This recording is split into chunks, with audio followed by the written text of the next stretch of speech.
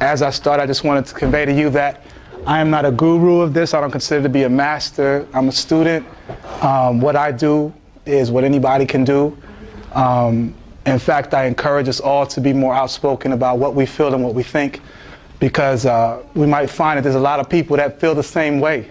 For a long time, I didn't know that, and I'm probably sure that there's some people in here that think certain things and are afraid to speak to people about it because at first your loved ones will be like, you know, what's up with you, and want to, you know, commit you or something, or you don't really know anybody that you can outreach to.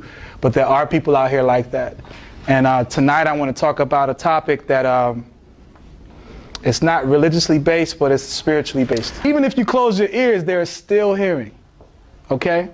Without the use of your two physical eyes, there's still sight.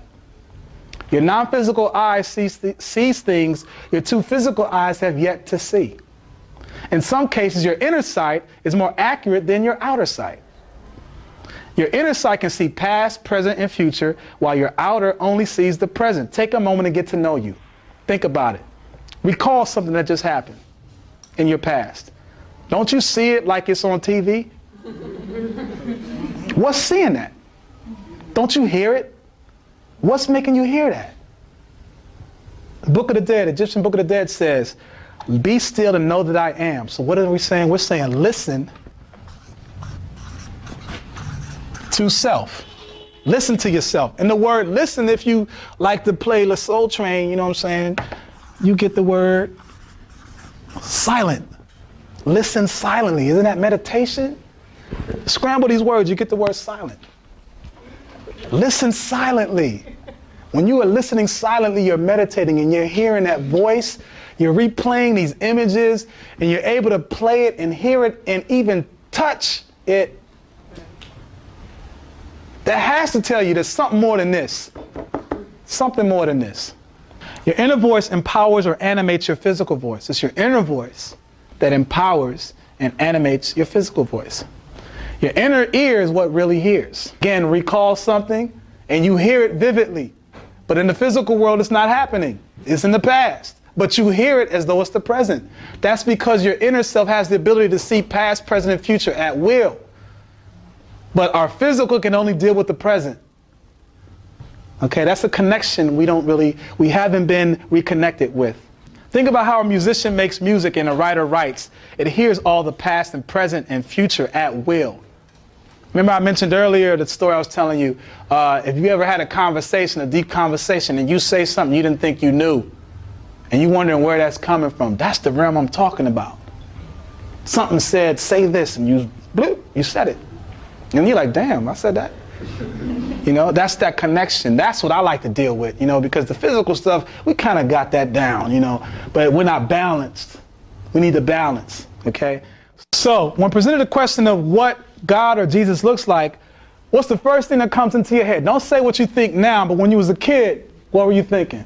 A white man. A lily white chichi man with the long hair, hanging on the cross, looking all weak. He didn't look weak, he didn't look strong, you know what I mean? He didn't want, you know, he wasn't he's a white man. That's what we see. Then, you know, after you've been Africanized, you start to see God as a black man, but don't he look like the white dude? Right? He got the long dreads now. Right? He still look like the white. He's modeled off of the white guy. Christmas. Case in point. Those of us that celebrate this Christ mess, we will bring in a black version of who? St. Nicholas. He's still St. Nicholas, we just put some shoe polish on him. Okay? So my point I'm making is we are conditioned, as Bobby Wright said, of menticide. We're constantly looking for something to portray us in the image that we want instead of what is natural. So what we're saying is, okay, white man, if you're going to make them look white, we're going to make them look black.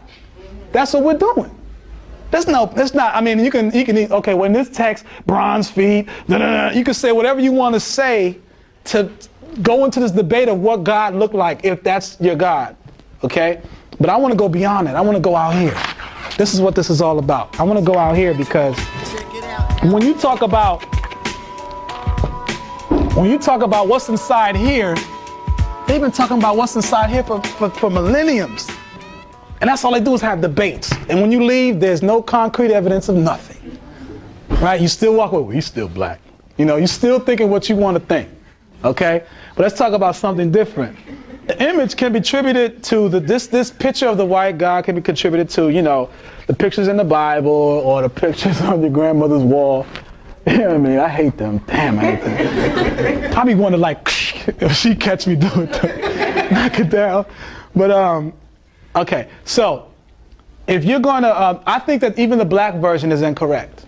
Okay, why? Because we allow ourselves again to be limited to our thinking.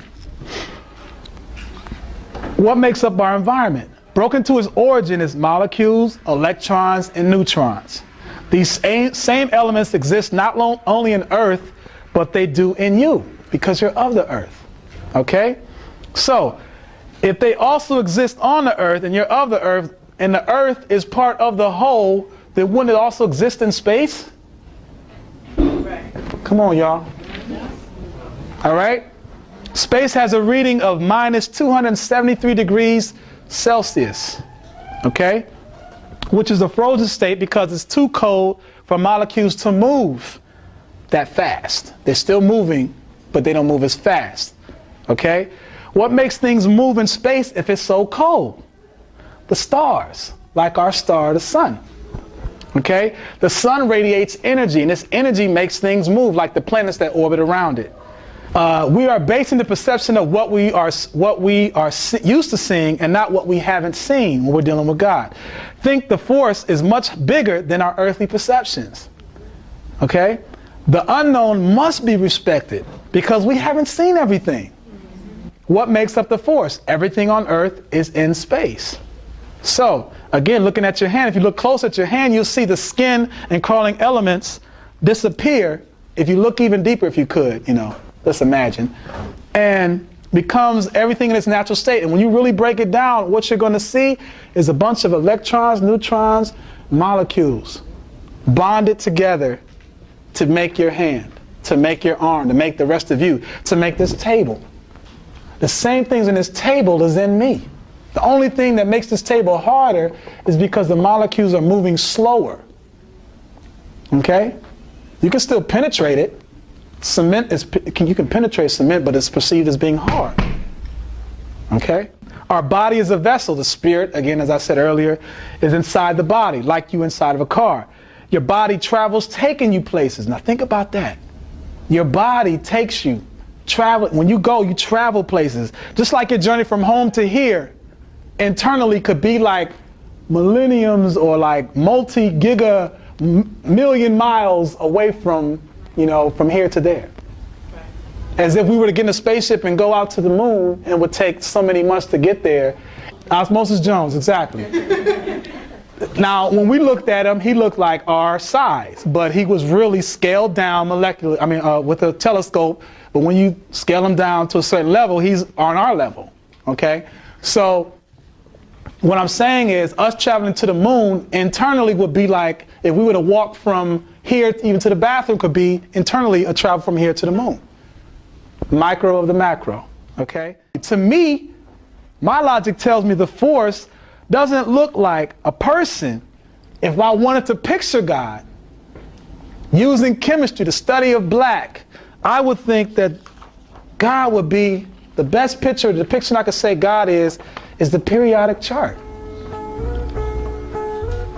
Think about the periodic chart. It has every element on this planet. And if every element is on this planet, that means it's out there too. And that's not to say that these are all the elements. You know, there's some unknown elements that we don't know. But I would say that that's God. If you like what you heard so far, be sure to subscribe and hit the like button and also notification bell so you can get more updates on as we release our new episodes coming out.